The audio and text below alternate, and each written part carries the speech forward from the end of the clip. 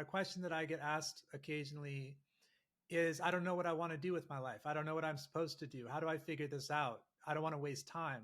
How would you answer that question? I often say to people, okay, what's passion to you? Like what, tell me about when you were passionate and tell me a little bit about when you had a purposeful, meaningful, time in your life. The high end of purpose and the high end of passion, David, is what we call hungry. So we want to find a place where we can not only be hungry, we can get hungry, and we can stay hungry. Well, Ryan Walter, thank you very much for speaking to me again. We've spoken a couple times, but most notably and firstly at Tech Canada, you were a guest speaker. So you spoke to me and my peers for about half a day, and that was very inspirational, very insightful.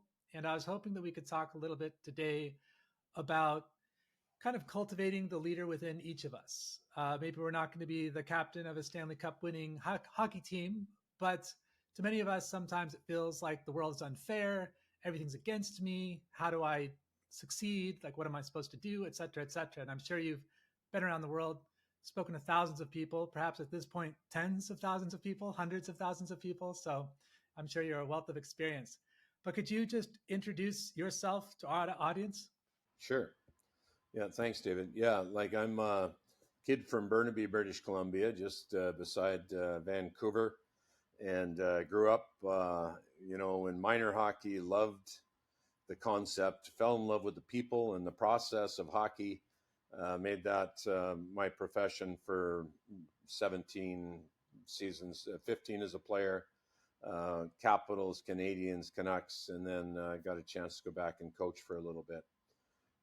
Have loved that process, but I think the thing that turns me on more than anything is to take the principles out of the game of hockey, out of professional sport, and help people apply them into their business or into their family or into their personal life. And that's exciting. I went back and did a master's degree in leadership business, and we've been training corporate America for 25 years. So that's our primary focus right now. And that's why I get excited about your question, because number one, David, I don't have it figured out. But number two is we're all on a journey trying to figure these things out. And so I love that process. Great. Yeah. Thank you for giving us that background. I'm curious, as someone who's focused on one sport for a long time, what is it about hockey that you like? I think a couple things. I think I love the people. Everybody complains about minor hockey parents and, minor hockey spoiled kids and all of that. I don't know. I saw a different group of people, I guess. Maybe, ours were special. But love the people around the game. Love their intensity and their initiative, and I think about the game. I think one of the things I like the competitive side of the game of hockey. When the puck goes in the corner, I love when one person is 6'4" and the other person is 5'6", and the 5'6" person comes out with the puck. That's what really how does that happen, and what is the ingredient or ingredients inside the heart and the mind of men and women that allow them to compete at a high level? And I love what you said at the beginning, to not see themselves as victims, but to see themselves as having an opportunity to maximize who they are. Yeah, I like that. I think there's a built-in advantage and disadvantage to everything. If you swing, you're vulnerable for attack, etc. So there's always like opportunities for exploitation. Um, Now, really quick, I'm just curious, what other sports are you a fan of outside of hockey? Yeah, I'll give you one that I'm a big fan of.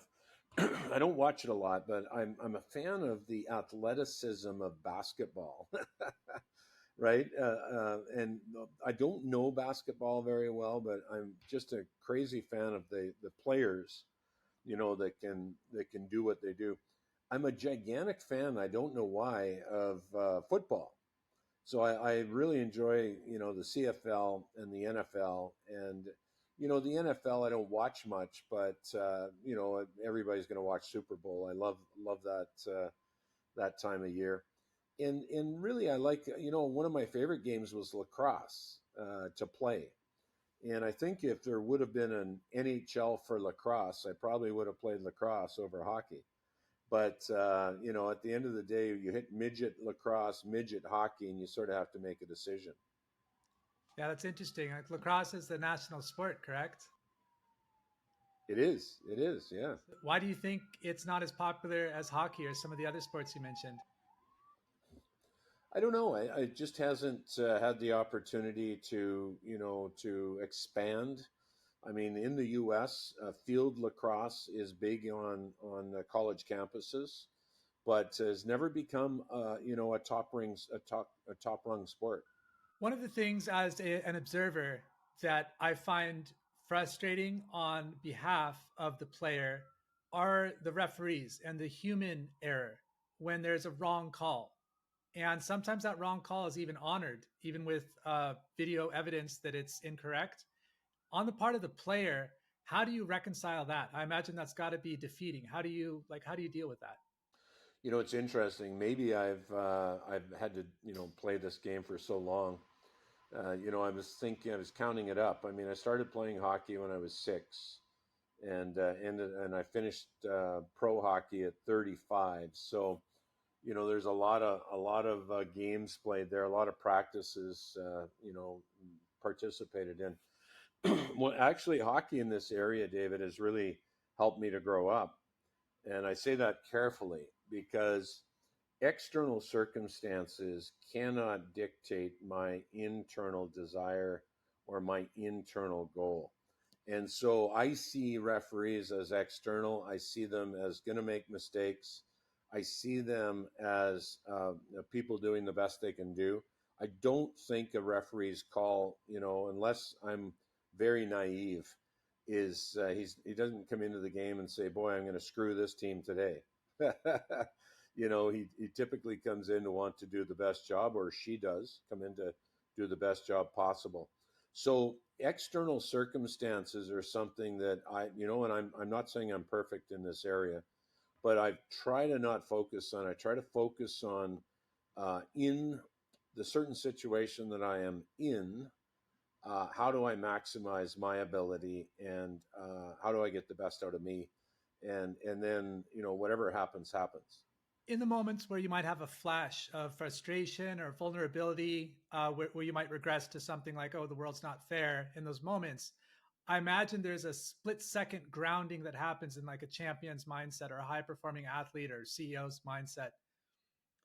And this kind of dovetails into my next question. Hockey, I don't know about these days, but it used to have a reputation for being a little bit violent. Like some of the favorite things that people would watch are like the fights and checking other players and stuff. And that physical contact, that bit of aggression, I think probably triggers something on the primal level where you feel like it's fight or flight or survive, and you could be shook a little bit. Maybe your aim is a little off. Maybe your strategy takes a hit. What advice or how would you talk to people to get them to observe and ground themselves in those moments so they can reclaim control of their mind and body? It's a very good question. I think the fight or flight is so ingrained in all of us that it takes time to figure that out, and it takes experience to live that. I know the one thing, like I grew up in a very violent era of our game. I mean, the mid 70s, the Philadelphia Flyers were, the Broad Street Bullies. They were in charge of the NHL. But what people don't realize, unless they played during that time, that the Flyers were tough, but Boston was tough, and the Leafs were tough, and the Canadiens were, like, it was every team that played a very tough game. So it wasn't just one team. And I guess what happened is, we had to make some choices in those days. You either showed up or you didn't. And if you didn't show up long enough, someone else showed up for you. So it's not an easy thing. I totally get the focus on violence, and it shouldn't be, and we should change the rules. And when we can change the rules, I'm in favor of that. I think the NHL right now, hockey in general, but the NHL right now is much different, right? It's much faster. It's less violent. It has violence, but it's a different violence. It's not fisticuffs. So it's interesting. I mean, you and I have to play the game that's in front of us until the rules change, and hopefully we can be part of that process to change the rule. Okay. Regarding culture, you've played both sides of the border. Is there any big difference between playing for an American team versus a Canadian team, or is it hockey first and foremost? No, it is a big difference, or it was when I played there. Maybe it isn't now because when was the last time that a Canadian team won a Stanley Cup? Boy, that's a long time ago. I think it was what 90 something 93, the Montreal Canadiens, and so I do think there's a difference. For example, when I played with the Washington Capitals, um, the the articles that would come into the newspaper, the Washington Post, let's say, were positioned next to the obituaries, right? Like it was Just by way coincidence. right. It was way down. First you had football, baseball, basketball. Then you had college football, baseball, basketball, and then way down the end was the NHL. Now that has adjusted. I mean, things are better now at in professional hockey, certainly in the U.S. But I think there is a different feel. Players playing in the U.S. Don't I don't believe feel the pressure that Canadian players do to win a game. Or I'll give you a better example. In when I was playing in Montreal for 9 years, like if you didn't win a Stanley Cup, you had a bad season. And I'm not sure that's true. That type of pressure is true in Florida or in Texas. Okay. And how important is storytelling in building a team? Well, I love storytelling, and I always, recommend to leaders to get good at journaling because if you don't write the stories down, you can't tell them. And so I was in the NHL. I was journaling, and I'm so thankful I wrote down key stories. I get paid thousands of dollars to tell 5 key stories at sales conferences. And what if I hadn't wrote those stories down? I think you're onto a good spot here. Leadership is about the stories not only of our business or of our family or wherever we're leading, but it's also about communicating those stories so that people, the broader group, whether it's culture or it's clients, can actually have a feel for who we are and what is the best that we can play. So yeah, I think story is huge. I've noticed that myself, and I think if I'm speaking for all of us, we tend to think in like categorically, a little bit binary, sorting things out. Like you're a hockey player, that's all you'll ever be, kind of thing. And I see these days change coming so much more rapidly, where I think the entrepreneurial mindset is going to appreciate, where we need to start to think about how to repackage the life of a hockey captain into new use cases. And I was curious, have you thought about that? And what advice would you give to someone that needs to think about how they might use their skills or experience in a new way? Yeah, I think boy, you hit probably my sweet spot in that I don't know what I did right or what I did wrong, but I've had to migrate out of the game of hockey into broadcasting, out of broadcasting into what I would call professional speaking. I was an entrepreneur in the middle there. I had a couple businesses, and then have really migrated out of professional speaking, although I love doing that, into what I would call now professional training. Somebody said, a client said to us the other day, and I'm very thankful for this. He said, Ryan, you've become a world-class trainer of leadership. So I'm very thankful for that. I think the first ingredient for me, and I can only tell you what happened to my wife Jenny and I, is the ingredient of curiosity, right? Of really number one being aware, so awareness of where I'm at, and then number two is envisioning or being curious around what could be. And I think that for me, leadership in 2024 starts with curiosity.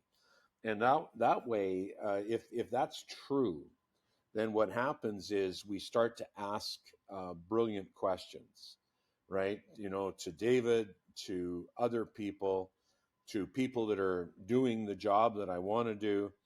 And with those questions, we take in information, we take in ideas, and we sort of, I wouldn't say manipulate the ideas, but we certainly utilize those ideas to build that new future. There's a leadership development guy that said leadership is inspiring people to a better future. And I love that thought, right? Is what is the better future? I tend to, David, also be a today, tomorrow guy. Like, unless you take me back into the NHL days, I hardly remember being there, right? I tend to be, there's Benjamin Hardy talks about, his future self. And to build the perfect today is to go to the future and see who we are, and then come back from that and design our day. So that tends to be me. I don't know why. I think God created me that way, but that tends to be my strength. So I think in a way, the curiosity, along with sort of understanding where I want to go and where I was, has been very helpful. I think balance is very important and something that eludes us often. And I think of all the options open to us regarding a passport or social media where we can just reinvent ourselves in different places. And on the one hand, I think that can be helpful. But like most things taken too far, it also has its own problems. In a hockey team, and perhaps sometimes in a business, and certainly in a family, you don't get to choose who you're surrounded by. There's that adage, be intentional with who you surround yourself with, because that's what defines you. You are the sum of the people you spend the most time with.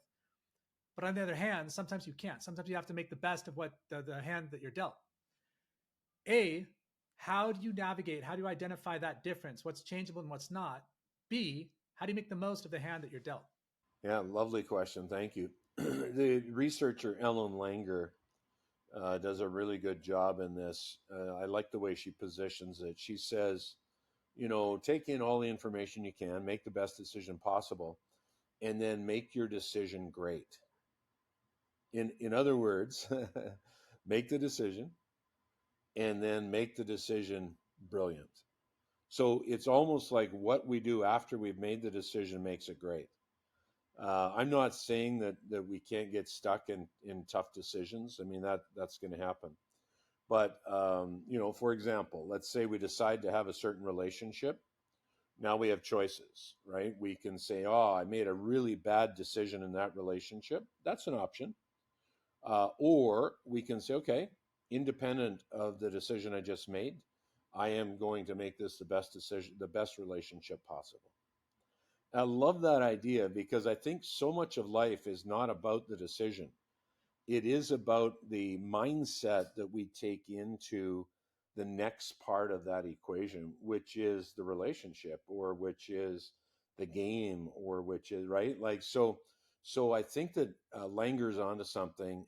Most of life is about little decisions that we complain about, or that we say we didn't make a good decision, and yet I'm wondering if the decision matters less, and that our energy going into making the decision great matters more.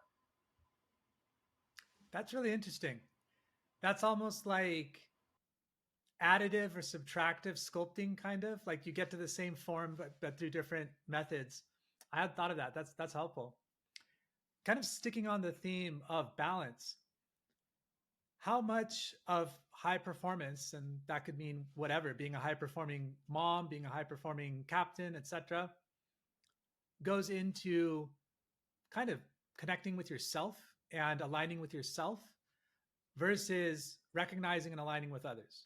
Yeah, it's. I think you know it's bang on. We're both. You know, I got to um recognize that for me to play my best NHL game, you know, I needed to be in a place where the relationship that I had with Jenny was on, right? Where the relationships that I had with my mom and dad were on. It's pretty hard to be the best you can be, and you know, getting divorced at the same time. Or no judgment here. I'm just saying that we are integrative. We are not. You know, I often think of people saying, "Oh, you must, you know, compartmentalize your hockey. So you're really good at hockey, but you know, you're not so good in relationships, or you're not very good with finance." Or, and I get that. I get we have gifting, but I think what you're saying is important. Is that my inner game needs to be settled for me to play my best outer game. So sometimes that is balance. Sometimes for Jen and I, and this is just us, yeah, the way we start our day and the way we end our day, yeah, you know, is sort of the frame that helps us be the best that we can be. So we're up early. We have a process, or we have a cup of coffee together. We like to read. We read the Bible together. We like to talk together. So we have our starting point of you know what it looks like, and it's actually grown to being around a couple hours now. So we're up at 5. We're probably, you know, get started with our day at 7 or 8. You know, with clients. And then we end our day really well together, especially now that it's just her and I. The kids have all moved on and got launched. And so, you know, it's a simple end for us. We vegetate in front of, like many people do, we vegetate in front of TV or, you know, computer. And you'll laugh at me, but I go to bed every night with some British person getting murdered, right? Like that's it. I mean, my wife Don't Jenny we all? loves British murder. So I don't know. I'm not sure that's the best way, but I think the idea of having, you know, having boundaries, you know, having that connective balance that you talk about, allows me to be the best I can be as a mom or a dad or a CEO or a hockey player. It sounds like a great grounding to start your day, and that was an unexpected twist in the way that you end your day. But does that affect your dreams at all? Are you aware of that? Yeah, that's my problem. Yeah, I think it does. I think it does. But you know what? I love Jenny so much. I put up with murder. Yeah, yeah. Seems to be working for you. Are you intentional with your diet by any chance? Being like high performing, thinking in that space? Yes, I am, but I'd like to be even more. And this year in 24, Jenny and I have really turned the page, trying to be a lot more connected, just for me, around less sugar, less carbs. Those are the two things that I love, and that are not easy to give up. But that's the goal. And, you know, so far, so good. I'm down about 14 pounds since the 1st of January. I'd like to go down about another 20. Congrats. I'm sure you can do it. You've got a ring to show you have what it takes to persevere in adversity. Um, so going to your coaching, what are some highlights for you? You said that that really speaks to you, and it means a lot to you to be recognized in that domain versus filling a stadium and giving talks to many, as I'm sure that's important as well. But could you talk a little bit about some of the highlights for you in the one-on-one and the personal coaching? Yeah, it's thank you. Yeah, we I tend to do, as you saw with tech, I do, you know, one to many, and I call that training. And then I do a lot of one to one, which is, you know, the coaching aspect. I like both, and I think that both are important and they go together. I think I prefer, if you were to ask me from a financial model point of view, I think that, you know, one to many training, you know, allows us to have a better financial return. But I'm wondering if one to one coaching doesn't have a better return for the client. And so, coaching for me, excuse me, coaching for me is very powerful because I don't come in as a coach. Let's say you and I were doing a coaching session. I don't come in and say, David, you know, here's what I'm bringing to you. and I'm going to bring you all this experience, and let me tell you my story. And I tend to start with a diagnostic for the player. So what does David need? And David, tell me about your, the issues that you have. Tell me about the successes that you have, and then tell me where do you want to be coached today. Jenny has my wife. Jenny has a naturopath, and she loves to say this, and I think she's brilliant. She says the patient always knows,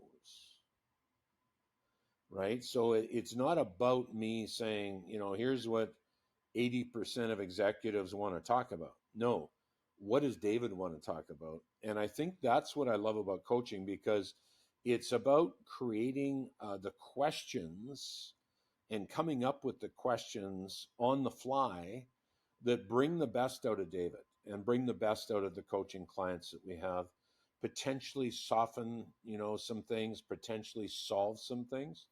But I think the key element to coaching in 2024 is what we call metacognition, and that is getting the player to think about their thinking versus showing how brilliant Ryan is. That's fascinating. I was playing around with this thought that we have like seedlings of thoughts in our mind that we can't quite water on our own, but that by talking to someone else, they sprout into full-fledged thoughts. And that seems to kind of map a little bit to what you mentioned, what Jenny mentioned, that the client always knows, or the patient always knows. Do you are do you often see that where basically your clients are answering their own questions? 100%. We call it the aha moment, right? You actually see it in people's faces, right? Where you ask a question and they go, "Ha, got it." Right? Like that. For me, that's the favorite part. That's my favorite part of coaching is when I don't tell people what to do, but we probe and we ask questions and they get to a place where they go, "Okay, totally get it." Because when we get that metacognition in place, when we get the aha moment happening, people, along with that insight, they also gather the energy to actually implement what their, whatever insight they have. There's so many questions I want to ask you about that. I guess one would be in my own experience with people asking me questions or kind of recognizing that maybe I had the answer and I wasn't making the decision that I needed to make or something like that. It seems that someone like you, who has a lot of experience speaking to a lot of people in different capacities, would be able to maybe get a few layers of the onion deeper with your questions, whereas someone else might not. It's still worth talking to and maybe have aha moments, but you're able to like maybe align. I don't know if this is an apt analogy, but almost like if you're trying to crack a safe, it's like you can get two digits in one turn. How does that land for you? Yeah, I think you're right. I think we all bring different elements into our coaching practice. Certainly, I'll give you an element where I'm not. I tend to not be the trainer or coach that takes people from 30% performance to 50% performance. And I say that very humbly. I so much appreciate social psychologists that help people get whole. I tend to be the person or the coach that says, no, my experience is from, 70% performance and let me top you up to 99%, right? Like that's my journey. So I think we all bring a different, experience, a different opportunity to the coaching realm. And I appreciate other coaches. I'm not saying that I'm the only guy that should coach. I think that we're all at a different place in our lifetime, and I just happen to have some experience in high performance, so that's where I stick. Why can't we ask ourselves those questions? Like why do we need to pay the big bucks to talk to other people to get them to ask us questions? Couldn't we just ask ourselves questions? Yeah, certainly we can. And this is where journaling really, really helps, right? It's John Maxwell, has been doing this, a great leadership guru for, probably 40 years. And he created the habit that after every lunchtime, so whether he had lunch from 12 to 1 or 1 to 2, he would spend 1 hour he called it up in his upper room with his journal and his pen, and that was it. And so he would ask himself those types of questions. And I've been a little better at doing that. Why did I say that to David? What could have I done better in this scenario? Now, David, you were through our six mindset model. The mindset model is a perfect way to journal because it takes you backwards into what we call past negative or future negative, but it also takes you forward into asking questions around past positive focus and future positive desire. And so those are the boundaries that create great journaling opportunity. Especially starting in past positive. What are the things that you're grateful for? What are you thankful for? Like, and in asking those fun questions, what else am I thankful for? Like, what am I thankful for with my spouse or my boss or kids or whatever? So I think you can get to that place. It is called metacognition. It's called thinking about your thinking. But here's what I've learned is that with our attention spans getting reduced in the last 20 years, and with social media being so reactive and interactive, most people don't want to do it on their own. Yeah, I don't think we're designed to do it on our own. Is there anything that scares you? Are you afraid of anything? I used to be afraid of death, and then certainly my faith, my Christian faith has really helped that. I don't think about it. I think about going to heaven instead of going, not going somewhere. Um, so that was an area that maybe was I would be on an airplane, and if it felt like the airplane was going down, that would create fear for me. I think on a more positive side, I think I don't fear too much. I think I get anxious a little bit for our kids and just that generation growing up. I see a lot of people getting laid off right now in with the different sectors that we work with. And so not so much me. I mean, we're always going to have work, but I get concerned for, a young family that, depends on the paycheck and is, potentially in a vulnerable position. So I don't fear that, but I do, I concern myself in that area. What we try to talk to executives about is fear, anxious, worry actually paralyze our best game. And so the goal of what we call future negative thinking is to see that in the construct or in the frame of what we would call a risk assessment. So if we can see that, if we can be worried and then actually develop a risk assessment, which basically is a plan to take you up into future positive. So when I do that, I try to do that, either for myself or for our kids. Okay, if they were to get laid off, what are their next best options, and how can I help them think through that? That sets up my next question very well. I was going to ask you, I mentor some folks a bit younger than me, and a question that I get asked occasionally is I don't know what I want to do with my life. I don't know what I'm supposed to do. How do I figure this out? I don't want to waste time. How would you answer that question? Um, it's a really good thought. Well, in our book Hungry, our recent book, we've written 5 books now. We actually build a little process, and maybe this is helpful for your people. So on the north south, we build quadrants. We all build quadrants. On the north south is passion. Is purpose, and on the east west is passion. So purpose is a bit of a harder element, but I would ask your clients, what is purpose to you? What does it mean? And most people say it's a little deeper. It's yes, it's where I want to go, but it's also who I am, and they take it a little deeper. And then on the east west is passion, and I often say to people, okay, what's passion to you? Like, what, tell me about when you were passionate. and tell me a little bit about when you had a purposeful, meaningful, time in your life. And so they sort of get those two words. If you go to the bottom of purpose and the bottom of passion, there's a bit of a hard word there that we want to be careful of, and the word is ambivalence. And so that's where that sort of fits in, and we just want to be careful in times of not sure where we're going, is that we don't get in that place of ambivalence, because that's a low energy, hard to get out of place. If we go to the high end of purpose and the low end of passion, we get to a place of frustration. We know exactly where we need to go in life, but we can't seem to muster the passion to get there, or we're not passionate about certain elements of what we're doing.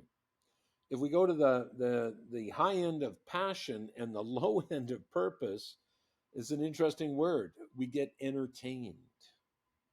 That is a brilliant word for the young people of our world, because most of us can be very entertained. It's, I can sit on my screen, and look at social media all day long.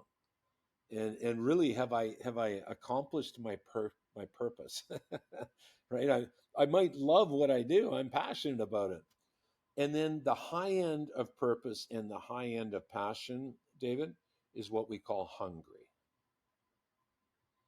So we want to find a place where we can not only be hungry, we can get hungry, and we can stay hungry. And I think that those for us are four really good indicators. I'm not telling people how to do it. I'm just, in the book Hungry, I'm just giving indicators of either where you want to be or where you don't want to be. That's brilliant. I'll definitely be picking up that book. Where can we buy it? On Amazon? Anywhere else? You can go to there, or you can go to ryanwalter.com, and my wife will get me to sign a copy for you. Excellent. I'll hold you to that. What I just want to thank you once again for talking to us today. It's really great to get your insights, and it's also kind of empowering, I suppose, to know that the answers are within you, and it's just up to each of us to make our decisions the best they can be. Listen when we are getting maybe data or evidence that they're not, and reach out to people like you when we could use a hand. So thanks once again. My pleasure. Great questions. Great podcast. Thank you.